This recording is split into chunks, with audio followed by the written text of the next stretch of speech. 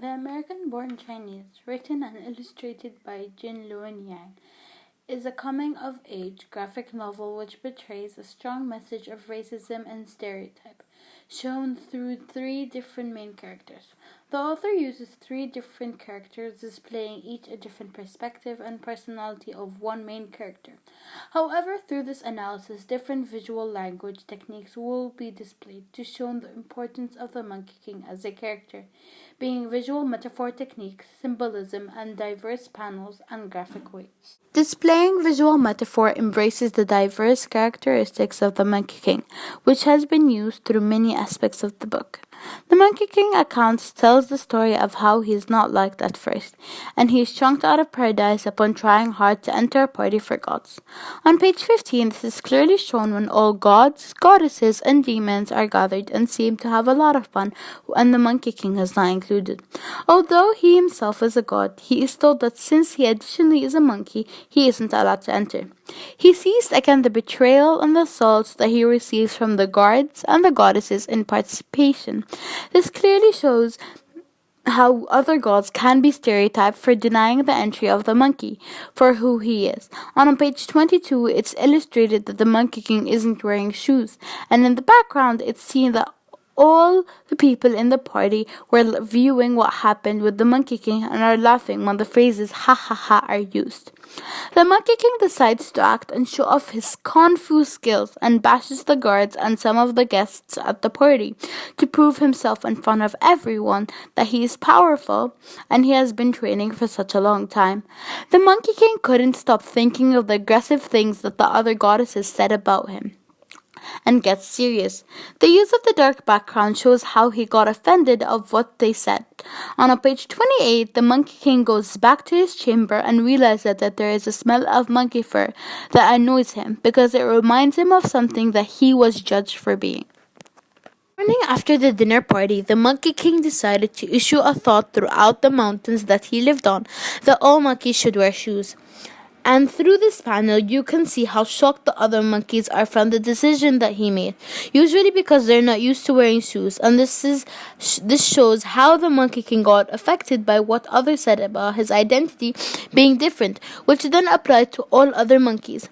Adding on that, he ordered not to be disrupted because he took a lot of time learning the 4 disciplines of individuality, therefore to become a godlike, and 4 disciplines of body form to look more like a person. We can clearly understand that the Monkey King is not approving for who he is. He is discouraged to show his personality and to be confident for who he is. And this is all an effect of the surroundings of the other gods that maybe are on a higher level than him.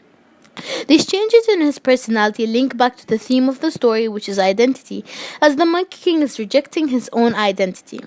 He then travels to 4 different deities to convince them that he is no longer a monkey, and with the new discipline that he learned, he forced the goddesses, and demons to call him with his new name. After the Monkey King has forced the god and the goddesses and the demons and the spirits to inform the CO2 that the Monkey King is disrupted, and shortly the Monkey King got confronted by the CEO and the Monkey King was told that he needed to be kinder with the deities without getting them harm and truly accept his identity. And then the great sage refused, which then led him to be imprisoned by a mountain of rocks for 500 years. That is physiological and physical prison. Under the great sage's decision on letting the monkey escape after he accepted his identity as a monkey and returning to his normal body size. Last chapter of the Monkey King, he becomes part of the mission created by CEO2, and the person carrying the mission was called Wong Lang Tso. Their mission was to lead the Monkey King to the right track and accepting who he is. But he decides to refuse and he stays under the mountain of the rocks after getting the opportunity of being free. This makes us understand how the Monkey King is overconfident in himself and can be aggressive in who he is, and that the people around him accept the new Monkey King. Wong Lang Teseo comes to the great sage and tells him that the Monkey King will not change his mind if he stays under the mountains. So then the great sage agrees with Long Tang Teseo and he finally accepts his identity.